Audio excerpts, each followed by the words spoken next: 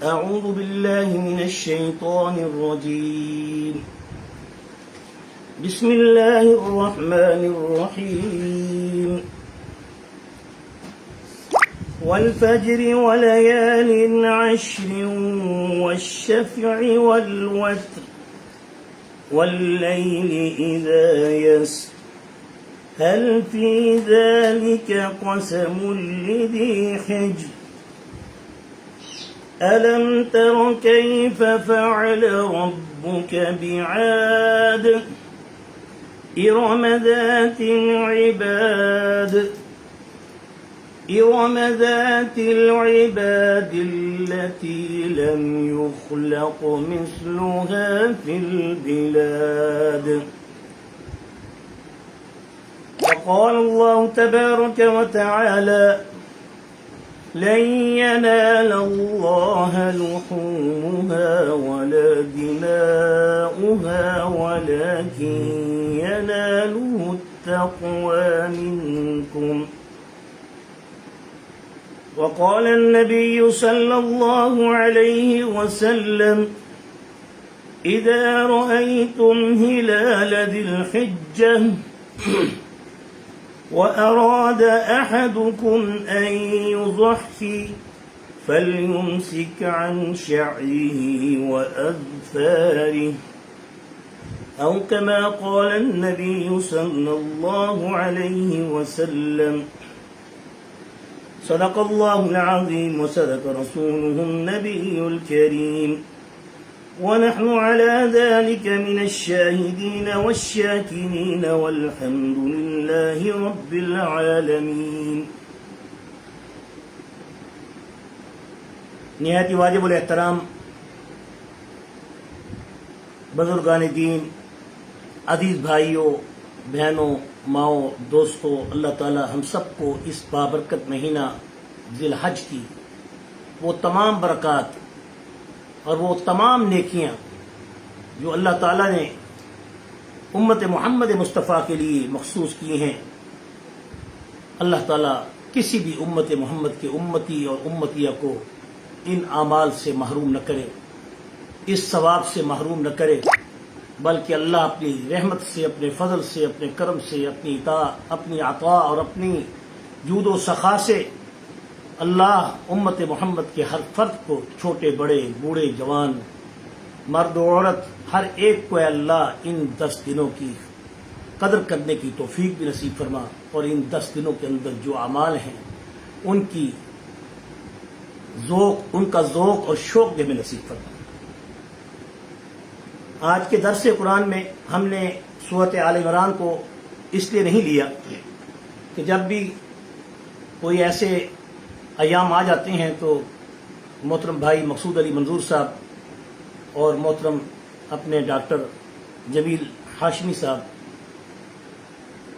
اللہ تعالیٰ ان دونوں کی عمروں میں، اور ان کے ساتھ جتنے بھی بھائی محترم خالد صاحب جو مستقل ہمارے درس قرآن میں شریک ہوتے ہیں زوم پہ، ان کی یہ فرمائش ہوتی ہے کہ جب بھی کوئی ایام خاص آیا کریں تو اس میں اس اعتبار سے کوئی امت کو اویئرنس دے دیا کریں.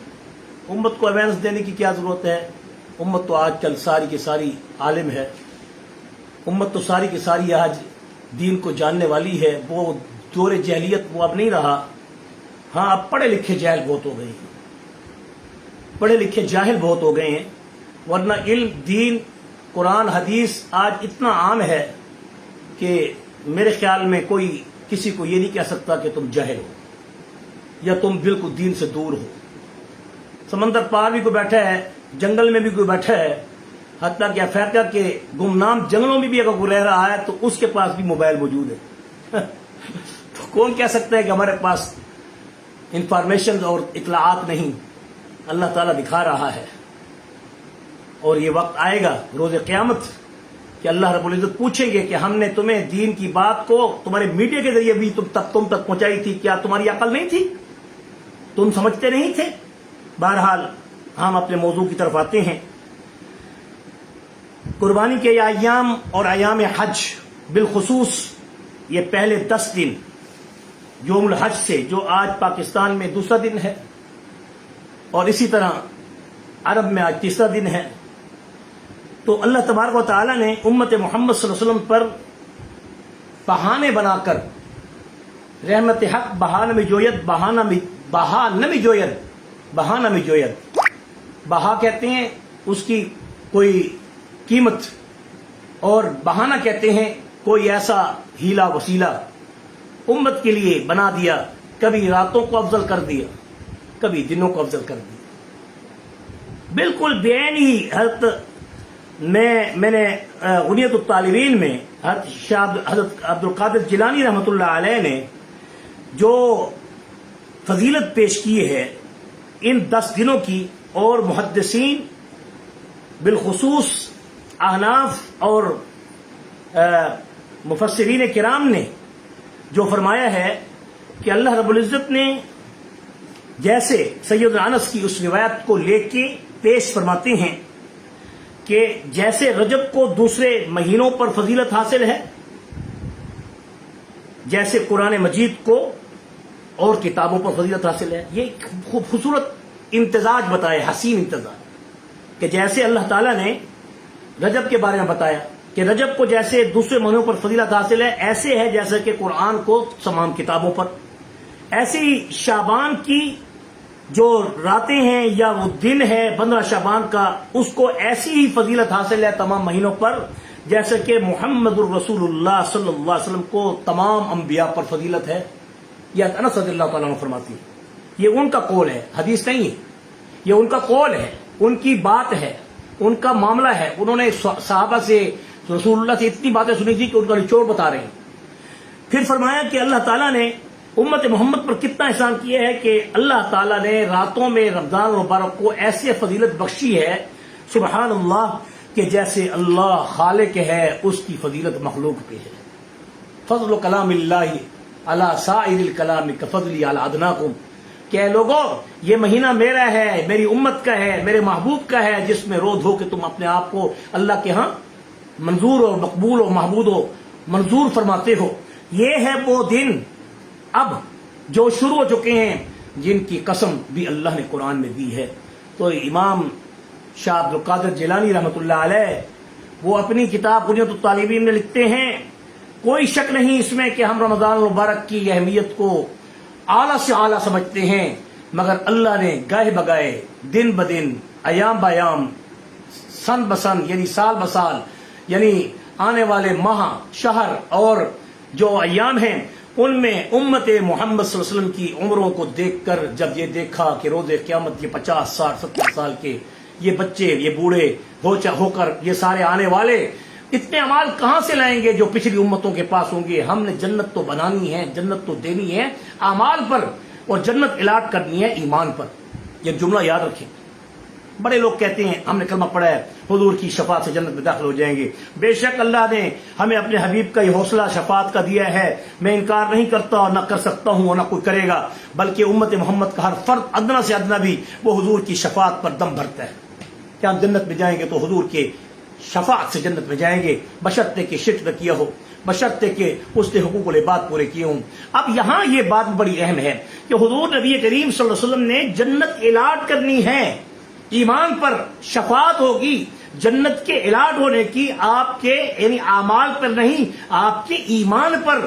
ایمان اس طرح سے نہ ہو بدعت ہو، شرک ہو اور اللہ تعالیٰ کے ساتھ بغاوت ہو، اور اس وقت امت محمد صلی اللہ علیہ وسلم کے ساتھ جو تماشا ہو رہا ہے اس پر عوام کا، علماء کا اور امت کے پیشواؤں کی خاموشی یہ سب کو لے ڈوبے گی، سب کو لے ڈوبے گی، سب کو لے ڈوبے گی۔ خدا کی قسم دے کے کہہ رہا ہوں، 2 سال گزر گئے مگر غزہ کے مسلمانوں کا غزہ کے اور فلسطین کے مسلمانوں کا خون ایسے بہایا جا رہا ہے جیسے کہ اللہ ہم سب کو معاف کرے، جیسے کہ ہم نے حج کے مہینے میں یا حاجیوں کی حج کی تمتع اور قیام کی قربانیوں کو دیکھ کر جو ہم دیکھتے ہیں، یا پھر ہم اپنے ملکوں میں جو یوم الاضحیٰ یعنی 10ویں دن کو ہم اپنے جانور قربان کرتے ہیں، کس منہ سے شفاعت کے طلبگار بنو گے؟ دامان محمد کو تو تم چھوڑ چکے ہو، کس منہ سے شفاعت کے طلبگار بنو گے؟ اے مومنوں، اے پیشواؤں، اے حکمرانوں، اے علماء، اے ہمارے قائدین، اے ہمارے ممبروں پر بیٹھ کر امت کی رہنمائی اور پیشوائی کرنے والے، کب عقل آئے گی تمہاری؟ کب تم آ کے اٹھاؤ گے امت کو کہ علماء بھی شہید ہو رہی ہیں، قراء شہید ہو رہے ہیں، حفاظ شہید ہو رہے ہیں، مجاہدین اسلام شہید ہو رہے ہیں، ہر طرف سے داڑھی والے پگڑی والے شہید ہو رہے ہیں، مگر کسی کی جرت ہے کہ جو یہ کہے کہ یہ خون اتنا سستا کیسے ہو گیا ہے کہ ہمارے مفتی اعظم مفتی ادریس اس جیسے لوگ ہزاروں سالوں میں ایک دفعہ پیدا ہوتے ہیں، یا تو یعنی سینکڑوں دنوں میں یہ ایسے لوگ بہت کم پیدا ہوتے ہیں۔ میرے بھائیوں، ہم محروم ہوتے جا رہے ہیں علماء کرام سے جو اہل حق علماء تھے۔ اللہ تعالیٰ سے دعا ہے کہ اللہ تعالیٰ ہمیں عقل سلیم عطا کرے۔ بس آئیے بات کو آگے چلتے ہیں، ہم بات تو کر لیتے ہیں، پھر مجھ سے روکا نہیں جاتا، رہا نہیں جاتا کہ میں آپ کے سامنے اس ٹاپک کو چھوڑ دوں، پھر روز قیامت میری بھی تو باس پرس ہوگی کہ اگر مجھے 2-4 بندے سن رہے تھے تو کیا آپ نے بھی کوئی اللہ اس کے اصول کی بات کو پیش بھی کیا، یا آپ بھی لیت و لال سے کام کرتے رہے؟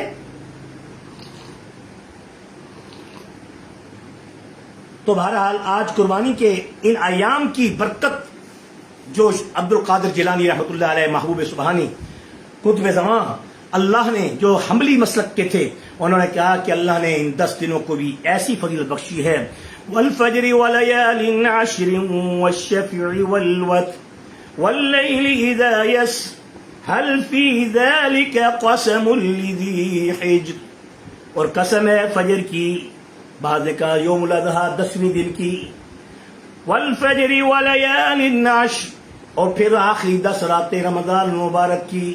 کیا خوب حسین امتزاج قرآن کی اس وقت فجر کے اندر، اٹھاؤ تفسیر کو، پڑھو اس کو تاکہ اور بھی اس کے راز کھلیں۔ میں مختصر وقت میں صرف میں میسج کنوے کرنے کے لیے بیٹھا ہوں، باقی تو سب عالم ہیں، سب دیندار ہیں۔ یہ میں پہلے بتا رہا ہوں کہ ہمارا علم اور آپ کا علم تقریباً برابر ہے۔ علم میں کوئی ایک دوسرے سے بہت بڑھ کر بھی ہوگا، مجھ سے زیادہ بھی پڑھا لکھا ہوگا، مگر اللہ کے ہاں علم میں کامل ہونا، علم میں بڑا ہونا، علم کا بہت زیادہ حاصل کر لینا قابل اعتبار نہیں ہے۔ علم کے اوپر عمل کرنے والا اور محبوب کریم محمد رسول اللہ کے فیض نبوت کے سینے سے، اس سینہ صحابہ سے، تابعین و تبع تابعین سے، تا علماء کرام کی علیکم بالجماع، علیکم بالجماع من شذ شذ فی النار، جب تک اس جماعت مسلمین میں ان اہل عقیدہ اور اہل توحید اور اہل عشق محبوب کریم محمد الرسول اللہ کے ان علماء کے پیچھے نہیں چلو گے، ان کے ساتھ تعلق نہیں جوڑو گے، اس وقت تک تمہارے علم کی جتنی بھی گتھیاں تم سجھا دو، تم اس روحانیت کے مقام تک نہیں پہنچ سکتے جس کے بارے میں قرآن یہ کہتا ہے لن ینال اللہ لحومها ولا دماؤها ولكن يناله التقوى منكم۔ یہ اللہ تعالیٰ نے کیوں کہا؟ اس لیے کہ بعض لوگ یہ سمجھتے ہیں کہ قربانی کے ان ایام میں، اور اللہ تعالیٰ نے پھر قربانی کے ان دنوں کو اتنی فضیلت بخشی ہے جیسا کہ رمضان مبارک کی آخری 10 راتوں کو وہ راتوں کی فضیلت ہے اور یہاں دنوں کی فضیلت ہے۔ اب ہماری حالت یہ ہوتی ہے کہ ہم ان دنوں کے اندر کوئی اعمال بھی نہیں سمجھتے، کوئی اعمال کرتے نہیں۔ آئیے میں رسول اللہ کی حدیث سے ان اعمال کو آپ کے سامنے پیش کروں جو میرے محبوب حضرت محمد مصطفیٰ صلی اللہ علیہ وسلم نے ان اعمال کے کرنے کا حکم کیا ہے۔ ایک تو اس مہینے میں کثرت سے تکبیرات تشریق کو صرف 9 ذی الحجہ کے دن فجر کی نماز سے صرف شروع کرنے کے دن نہیں ہے، یہ بات اچھی طرح سن لیں، وہ واجبات ہیں، وہ واجب ہے کہ 9 ذی الحجہ کو فجر کی نماز کے بعد مردوں کے لیے مسجد میں یا جہاں بھی ہیں زور سے ایک بار اللہ اکبر لا الہ الا اللہ واللہ اکبر وللہ الحمد، بعض کے نزدیک 3 دفعہ ہے پہلے، بالکل ٹھیک ہے، اگر 3 دفعہ پڑھیں بھی صحیح ہے۔ اللہ اکبر اللہ اکبر لا الہ الا اللہ اللہ اکبر وللہ الحمد، اللہ اکبر لا الہ الا اللہ اللہ اکبر وللہ الحمد۔ صحابہ کرام رضوان اللہ اجمعین کا اس 10 دنوں میں سلام متروک ہو جاتا تھا، یعنی سلام کرنے سے پہلے اس تکبیر کو پہلے ملتے وقت کہتے تھے کوئی ہے اس سنت کو زندہ کرنے والا؟ من تمسک بسنتی عند فساد امتی فلہ اجر مئۃ شہید او کما قال النبی صلی اللہ علیہ وسلم. ایسا وقت آئے گا جب سنتوں پہ عمل کرنا لوگ چھوڑ دیں گے، تو اس موقع پر جو کسی چھوٹی ہوئی سنت کو زندہ کرے گا 100 شہیدوں کا صحیح السند حدیث کے ساتھ اس کو ثواب مرحمت کیا جائے گا. مریں گے تو پتہ چلے گا کہ نیکیوں کی کتنی قدر ہے. بہرحال گھر داخل ہوں، آتے وقت کہیں اللہ اکبر اللہ اکبر اللہ اکبر لا الہ الا اللہ واللہ اکبر وللہ الحمد. سلام کرنے کے لیے آگے بڑھیں تو پہلے یہ تکبیر پڑھیں جیسے صحابہ عمر فاروق، سیدنا عباس، سیدنا ابن عباس، سیدنا ابن عمر اور سیدنا ابو ہریرہ، سیدنا ابن مسعود اور اسی طرح تمام جمیع صحابہ کرام رضوان اللہ اجمعین اور اہل بیت اور آل رسول صلی اللہ علیہ وسلم کا یہ وتیرہ اور یہ طریقہ تھا کہ 9 ذی الحجہ کے فجر کی نماز کے بعد تو وہ تکبیرات تشریق واجب ہیں، اور ان 10 دنوں میں یکم ذی الحج سے لے کر آخر تک ان تکبیرات کو پڑھنا. والفجر ولیال عشر والشفع والوتر واللیل اذا یسر حل فی ذالک قسم لذی حجر کے تحت اللہ پاک اس کو ایسے ہی جیسے رمضان کی آخری 10 راتوں کی فضیلت ہے، اگرچہ اس میں وہ لیلۃ القدر کے برابر تو نہیں ہو سکتی، لیکن حاجیوں کے لیے پھر بھی عمل اتنا بڑا ہے کہ حضور نبی کریم رؤوف الرحیم صلی اللہ علیہ وسلم نے جب یہ حدیث جب پیش کی کہ حج کی ان ایام میں جو 10 دن ہیں حاجیوں کی وجہ سے اللہ نے اس کو اتنا مقام بخشا ہے کہ صحابہ نے کہا یا رسول اللہ کہ کیا حج جو ہے یہ افضل ہے؟ کہاں حج اس دنوں میں اتنا افضل ہے کہ جہاد سے بھی افضل ہے. یاد رکھیے اللہ نے شہادت کے درجے کو تمام اعمال پر، شہادت اور مجاہد کے درجے کو تمام اعمال پر، تمام عبادات پر فوقیت بخشی ہے، جو حدیث سے ثابت کر کے بتا رہا ہوں، جس کے مفہوم میں بیان کر رہا ہوں. لیکن ان 10 دنوں میں حاجی کے عمل سے بڑھ کر کوئی عمل نہیں. اگر حاجی حج پر ہے تو حضور نے فرمایا کہ وہ جہاد سے بھی افضل ہے. ہاں الا یہ کہ اگر کوئی مجاہد ملک کی خاطر عین فرض جہاد عین ہو جائے اور اس موقع پر وہ اٹھے اور چلے اور حج پہ نہ جائے اور جا کے جہاد کرے اور اللہ اس کے رسول کے پرچم کو بلند کرے، اور پھر اس حال میں کہ یا تو وہ شہید ہو جائے یا وہ فاتح بن کے آئے، تو تب جا کے اس کی جو ہے وہ کیا ہے، اس کی فضیلت ہے. ورنہ ان دنوں میں حاجی کے عمل سے بڑھ کر اللہ کے ہاں کوئی عمل اللہ کو اتنا زیادہ محبوب نہیں جتنا کہ اللہ تعالیٰ کو حاجیوں کی لبیک لبیک اللہم لبیک لبیک لبیک لا شریک لک لبیک ان الحمد والنعمت لک والملک لا شریک لک. اے اللہ یہ جو دعائیں، یا اللہ یہ تلبیہ جو حاجیوں کا سب سے افضل تلبیہ، حاجیوں کی سب سے افضل کلمہ، حاجیوں کا سب سے افضل ذکر جسے تلبیہ کہتے ہیں، اے اللہ اگر ہمیں توفیق نہیں ہوئی تو اے اللہ اپنی رحمت سے جنہوں نے حج نہیں کیے انہیں فرض حج کرنے کی طاقت بھی عطا فرما. ان کے دلوں کے اندر اے اللہ مال کمانے کا ذرس بڑھ چکا ہے اور 50 60 70 سال کے ہو چکے ہیں، مگر انہوں نے اپنے مکانات بنا لیے، اپنے بڑے بڑے ادارے بنا لیے، مگر میں نے جب سنا تو معلوم ہوا کہ وہ حج پر نہیں گئے. یاد رکھو حضور نبی کریم صلی اللہ علیہ وسلم کا ارشاد مبارک ہے کہ حاجی پر جب حج فرض ہوتا ہے تو استطاعت کے ساتھ ہے. وہ حجن، وہ عورت یا وہ حاجی، وہ مرد جس پر حج کی استطاعت ہونے کے بعد بھی اگر وہ آنے جانے کا، یا عورت اپنے محرم کا، یا پھر ہر قسم کی امن اور امن کے ساتھ، یا پھر ہر قسم کی بیماری اور تکلیف سے اگر مبرہ ہے، تو اگر وہ حج پہ نہیں جاتا یا جاتی تو اللہ کے پاک پیغمبر نے اس عبادت کو حج بدل کے تحت پیش کیا ہے. ورنہ نہ نماز کا بدل ہے، نہ روزے کا بدل ہے، نہ زکوٰۃ کا بدل ہے، بس بدل ہے تو اللہ نے حج کا بدل رکھا ہے. یہ ایسی عبادت ہے جو زندگی میں ایک بار فرض ہوتی ہے. اگر خدا نخواستہ ایسا شخص جس نے ساری زندگی بھی گزار دی اور اپنے مال بنائے، بچوں کی شادیاں بے شک حق ہے، اگر وہ جوان ہو چکے ہیں بچوں کی شادیاں حق ہے، اگر وہ جوان ہو چکی ہیں تو ان کے اوپر اگر خرچ کرنے کی وجہ سے اس کے پاس پیسے نہیں رہے تو پھر تو کوئی گناہ نہیں. لیکن باوجود اس کے اس کی پراپرٹی بھی تھی، اس کے پاس مال بھی تھا، اس کے پاس سونا اور چاندی بھی تھی، اس کے پاس دکانیں بھی تھیں، اس کے پاس اللہ تعالیٰ نے بہت کچھ دیا ہوا تھا وہ ادھر ادھر عیاشیوں پر اور اپنے شادی حالوں پر 10-20 لاکھ برباد کر کے بیٹھ جاتے ہیں. وہاں پر امت محمد صلی اللہ علیہ وسلم نہیں سوچتی کہ یہ میرا پیسہ کہاں خرچ ہو رہا ہے. لیکن یاد رکھیے جہاں تم شادی حال 10 لاکھ کے سجا سکتے ہو اگر تم نے حج نہیں کیا تو یہ اللہ کی طرف سے بڑی لعنت ہے تمہارے لیے. یہ اللہ کی طرف سے بڑا عذاب ہے تمہارے لیے. یہ اللہ کی طرف سے بڑی محرومی ہے تمہارے لیے. یہ اللہ کی طرف سے بڑی بدقسمتی ہے تمہارے لیے. یہ اللہ کی طرف سے تمہارے شقاوت قلبی کی سب سے بڑی دلیل ہے. خطرہ ہے ایسا شخص کہ جس پر حج فرض ہو چکا ہو, مال بھی رکھتا ہو, دولت بھی رکھتا ہو, پراپرٹی بھی رکھتا ہو اور اس کے پاس ہر قسم کا آنے جانے کا سفر کا اور پیچھے بچوں کو اور گھر والوں کو زیادہ راہ دینے کا بھی اس کے پاس انتظام ہو. اگر عورت ہے اس کا محرم ہو یا اس کا سسر ہو یا اس کا بھائی ہو, اگر وہ ساتھ جا سکتا ہے, جانے کی وہ طاقت رکھتی ہے یا رکھتا ہے, تو ایسی صورت میں ان کو حج کرنا پڑے گا. ورنہ یہ ایسا فرض ہے کہ اللہ کے پاک پیغمبر صلی اللہ علیہ وسلم نے مرنے کے وقت ایسے شخص کو وصیت کا حکم کیا ہے جو اپنے مال میں سے تیسرے حصے سلس 1/3 کے اندر وہ وصیت کر کے جائے کہ میرے مرنے کے بعد سب سے پہلے میرے تیسرے مال کے حصے سے میرا فرض حج ادا کروایا جائے, جسے حج بدل کہتے ہیں. اب آپ بتائیے کہ اتنی اہمیت والی یہ عبادت ہے مگر آج ہم نے آنکھیں بند کی ہوئی.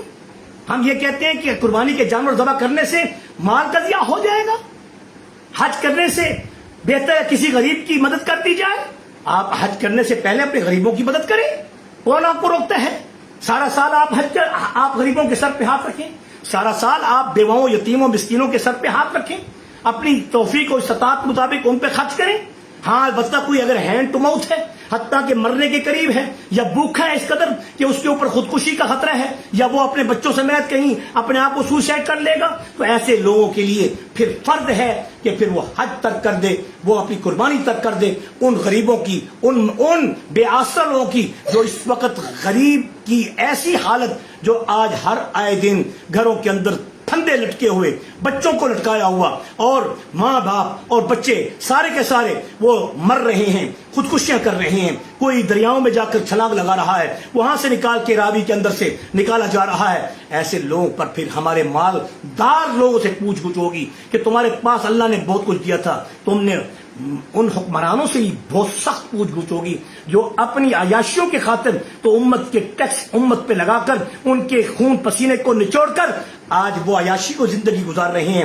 تو حج کو اتنا مہنگا کر دیا کہ انڈیا میں حج 3 لاکھ روپے کا ہے, افغانستان میں حج 1 لاکھ روپے کا ہے. اللہ ہمارے ملک پر رحم فرما, ہمارے ملک پہ فضل فرما, ہمارے ملک کی معیشت کو بحال کر, ہمارے ملک کے اندر چوروں, ڈاکوں, لٹیروں اور ظالموں اور بدکرداروں اور بے حیاؤں اور فحاشوں کو اے اللہ ان دنوں کی رحمت و برکت کی وجہ سے, راتوں کی برکت سے اے اللہ اس حج کے دنوں کی ہماری یہ بد دعا بھی ان کے لیے قبول کر, تاکہ ہماری ان سے جان چھوٹے. اس ملک کو ترقی عطا فرما, اس ملک کو عزت عطا فرما, اس ملک کی معیشت کو بحال فرما, تاکہ یہاں بھی حج سستا ہو, نمازیں پڑھنے کے لیے آسانی ہو, روزے رکھنے کے لیے مال ہو, کھانا دینے کے لیے, کھلانے کے لیے ہاتھ کھلا ہو. یہ تب ہو سکتا ہے جب حکمران نیک ہوں گے, یہ تب ہو سکتا ہے جب حکمران اللہ سے ڈرنے والے ہوں گے. میری بات کسی اور طرف چلی جائے گی, لیکن میں یہ پیغام ان حکمرانوں تک پہنچانا چاہتا ہوں. ایک دن مرنا ہے, آخر موت ہے.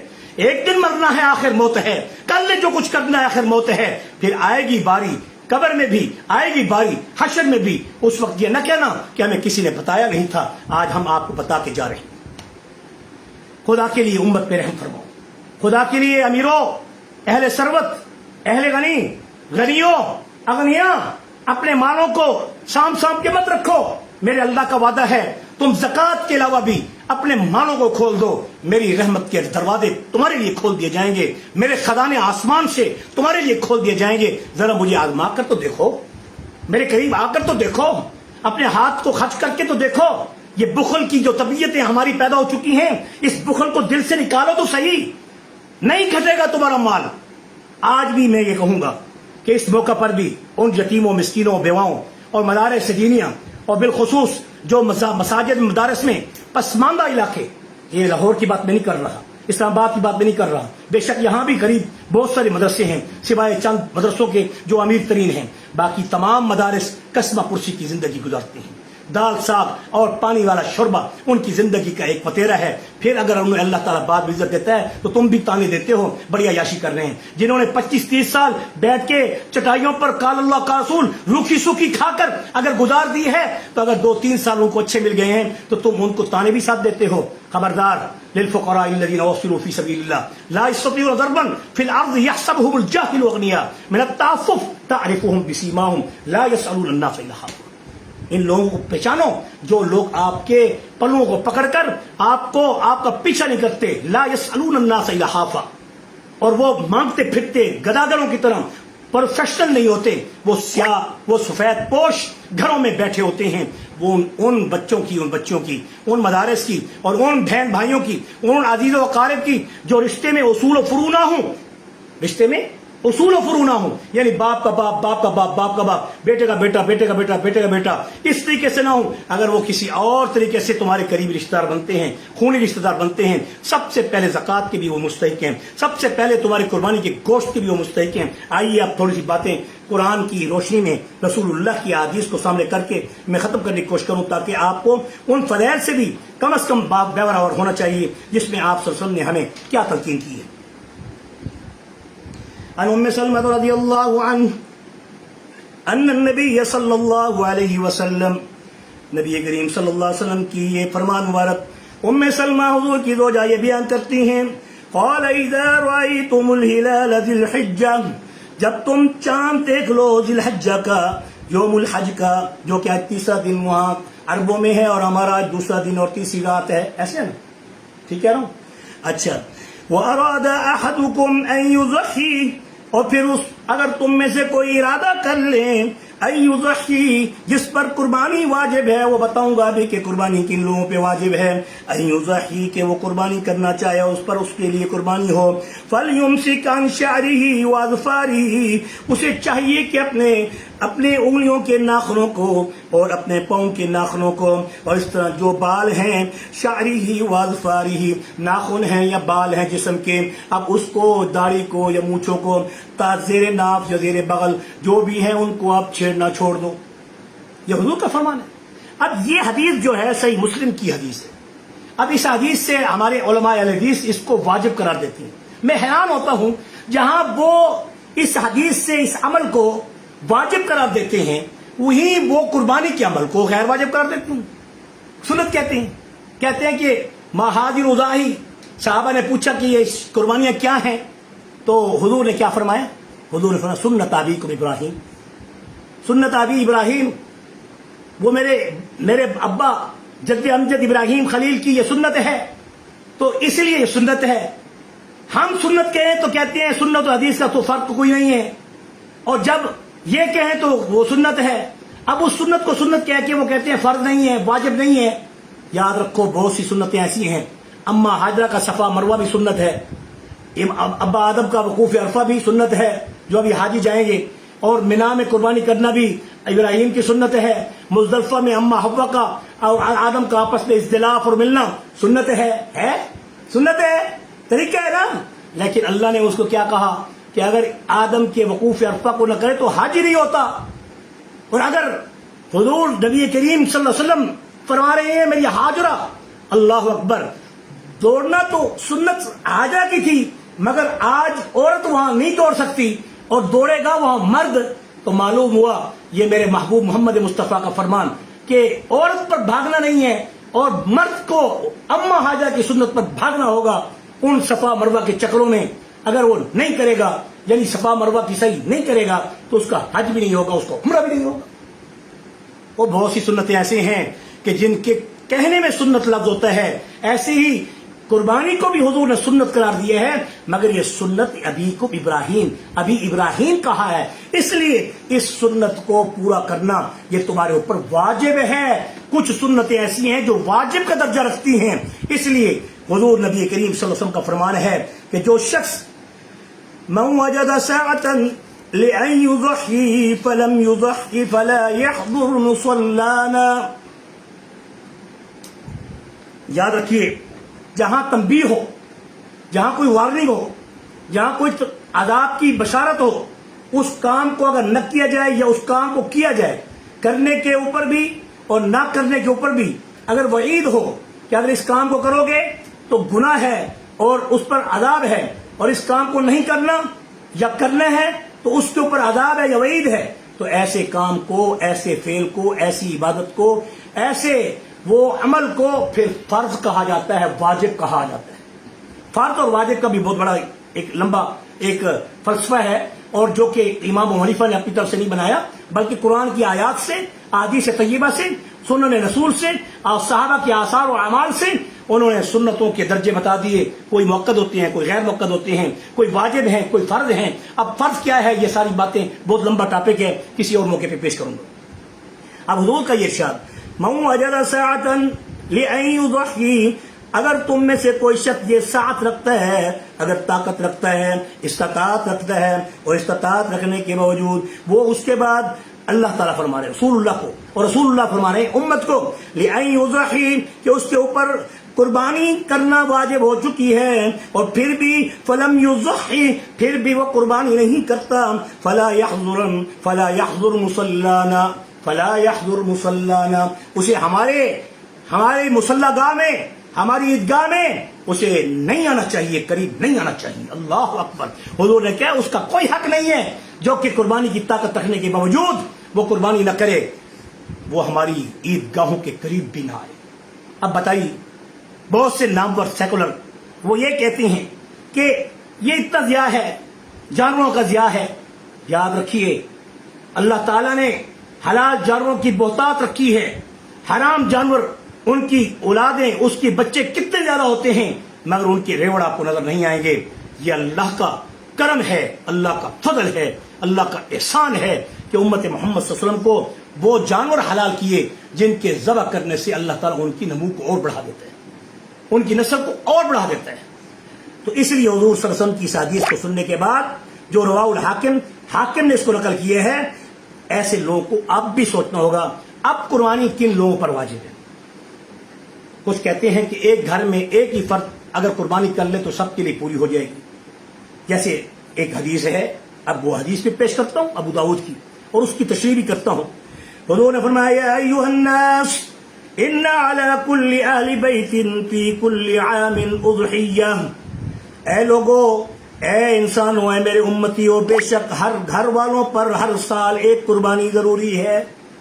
اب یہاں گھر والوں پر، اب یہ تو نہیں کہا کہ تمہارے گھر میں سے کوئی ایک بندہ ہو، احدکم فی اہل البیت، احدکم کا لفظ کدھر ہے حدیث میں؟ اللہ کا شکر ہے ہمارے محدثین و مفسرین نے ہمیں بہت کچھ بتایا ہے۔ انہوں نے کہ یہاں امام ابو حنیفہ رحمۃ اللہ علیہ فرما رہے ہیں، یہاں مطلقاً عام بات کی جا رہی ہے۔ ہاں یہ ضرور ہے کہ اگر کوئی شخص مثال کے طور پہ گھر کا سربراہ ہے، بچے سارا مال کما کے باپ کے ہاتھ پہ رکھتے ہیں، چاہے وہ جوان ہیں، بیٹیاں بھی اپنا سارا مال اپنے باپ کے ہاتھ پہ رکھتی ہیں، اب وہ اس کی ملکیت ہو گئی ہے، اب بچوں کے پاس اگرچہ نوکری بھی ہے، جاب بھی ہے، لیکن وہ گزارے کا وقت، گزارے کا خرچ ان کے پاس ہوتا ہے، باقی سارا باپ کو دے دیتے ہیں۔ اب ایسی صورت میں نہ ان کے پاس سونا ہے، نہ چاندی ہے، نہ 52.5 تولے چاندی ہے، نہ 7.5 تولے سونا ہے، تو ایسی صورت میں اگر وہ باپ ان کی طرف سے نہیں، اگر باپ اپنی طرف سے، یاد رکھیں کسی بھی عبادت میں کوئی بھی دو بندے شریک نہیں ہو سکتے، ایک بندے کی طرف سے ایک عبادت عطا ہوتی ہے۔ جو فرض عبادت ہے، جو واجب عبادت ہے، اس میں سارے بندے شریک نہیں ہو سکتے، ایک سے بڑھ کر بندہ یعنی اپنے آپ کو کسی اور کے ساتھ شریک نہیں کر سکتا۔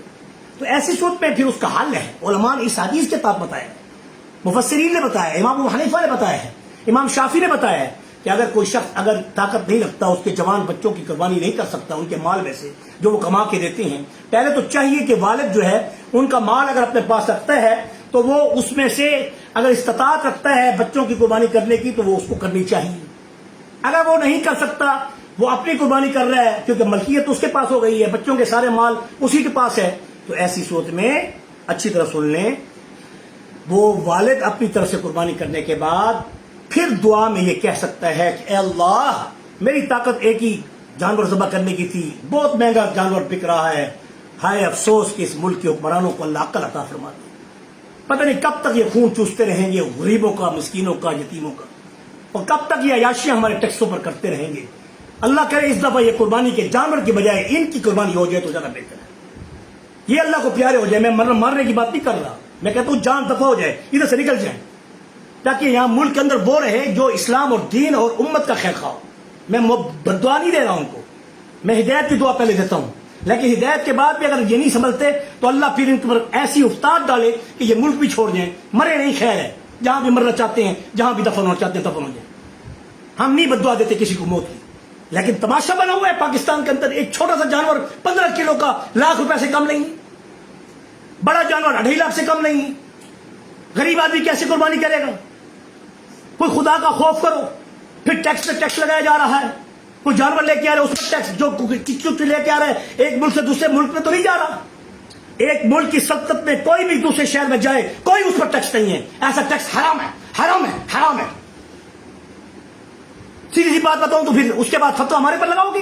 فتویٰ ہم دینے کے قائل ہیں، فتویٰ دینے کے ہم اہل ہیں، تم نہیں ہو. پوچھو علماء کرام سے، تم نے تو جج بھی وہ بٹھائے ہوئے ہیں جن کو قرآن و سنت کی اب تک کبھی پتہ نہیں. پھر کہتے ہیں یہ جوش میں آ جاتے ہیں. میں پھر ڈرتا ہوں کہ آپ مجھ سے ناراض ہو جاتے ہیں. آپ کی ہمدردی ہے کسی نہ کسی سیاسی جماعت سے، بے شک رہیں آپ کی سیاسی جماعتوں سے، لیکن ہمدردی اتنی رہے کہ جس ہمدردی میں اللہ کی ہمدردی اور محبوب کی ہمدردی سے محروم نہ ہو جاؤ. خدا کے لیے کسی بندے سے محبت اتنی رکھو کہ جس سے اللہ کی محبت سے دور نہ ہو جاؤ. کسی کا نعرہ اتنا اٹھاؤ کہ جس سے اللہ کے نعرے میں کمی نہ آئے. شرم نہیں آتی تمہیں؟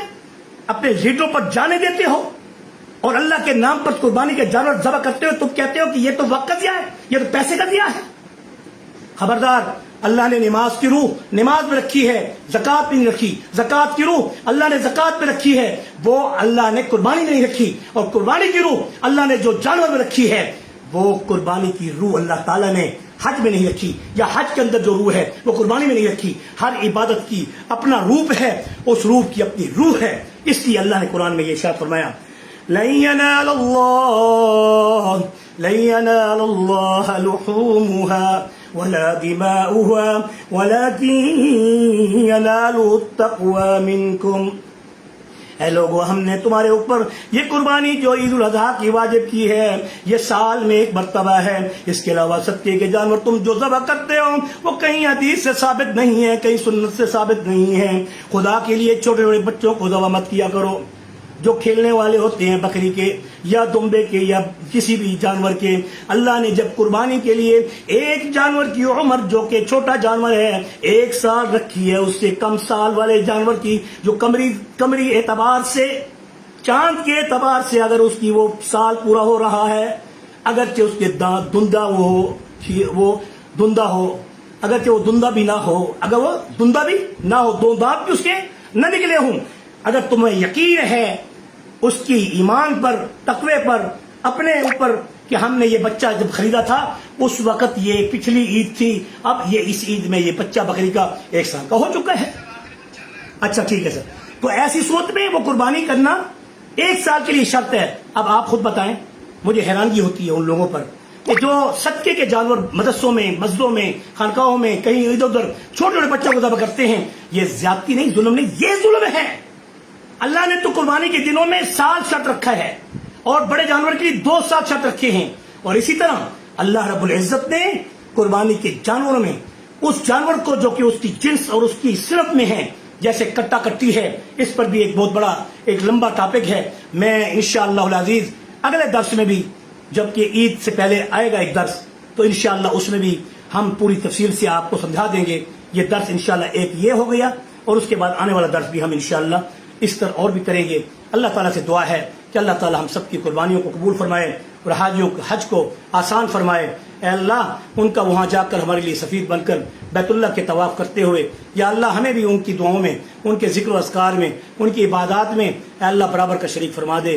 اگرچہ ندائیں اور صدائیں وہاں ہو رہی ہیں، اے اللہ ہم بھی یہاں سے صدا دے کے کہتے ہیں لبیک اللہم لبیک لبیک لا شریک لک لبیک ان الحمد والنعمت لک والملک لا شریک لک. قربانیاں تو وہاں بھی ہو رہی ہیں، یہاں بھی ہونی ہیں. اللہ اکبر، اللہ اکبر، لا الہ الا اللہ، اللہ اکبر، اللہ اکبر وللہ الحمد. اے اللہ ان صداؤں میں بھی ہمیں شریک فرما کر، اگرچہ ہم حج پر نہیں جا سکتے یا جا نہیں سک رہے یا جانا ہے تو یا اللہ راستے رکاوٹیں ہیں، اے اللہ تو اپنی رحمت سے ہماری ان تمام رکاوٹوں کو دور فرما دے، اور میرے لیے بھی حج کے ان دنوں میں اللہ اگر تو اپنی طاقت و قوت کا اظہار فرما دے تو مجھے بھی وہاں پہنچا دے۔